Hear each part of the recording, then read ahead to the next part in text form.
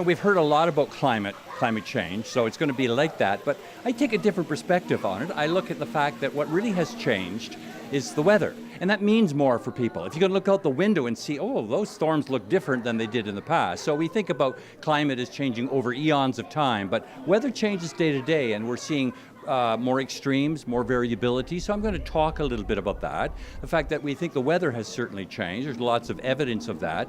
But I think, Christy, also, I think people don't realize that also we have changed. And so that same weather in the past, we're not creating different weather. It's not like you have typhoons in Saskatchewan or sandstorms in the north. But what we're seeing is the fact that people are changing the landscape, the atmosphere, and so that changes the formula. And so my sense is that the weather is the same weather of the past is more of a blow now because we have changed, more wealth and things like this. So I'm going to talk about why the weather has changed and then what we should do about it. What do you see with a changing climate with regards to this kind of abnormal becoming the new normal in Saskatchewan? Well, there's certainly, we know that. We know we've seen droughts in the past. What we're seeing, though, now is more what farmers just absolutely shudder about. It's the back-to-back-to-back kind of droughts. They can handle 1 year. They can handle maybe 2 years and 10. They can't handle a three-peat, which is what we clearly might see right now. We look at Saskatchewan and we see, we've been some of the driest conditions on record. In Regina, hard to break a record in Regina. Your records go back to the 1880s. But the last two growing seasons were the driest two back-to-back on record. And when we look right now, there's been no recovery. There's a huge deficit moisture in the system. I look at the last 3 years. Right now, we're probably only half of what we should have.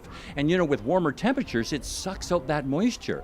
And certainly there hasn't been any recharge. And that worries me. I think that if we're talking about this summer being warmer than normal, hey, there's going to be more drawdown on that to water. It's amazing what growers and farmers and backyard gardeners can do with limited amount of precipitation.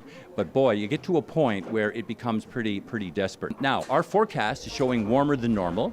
But also, we never really say anything about precipitation. But the good news is that it looks like what we're saying is maybe in certainly May, June, and July, we see a little bit more wet.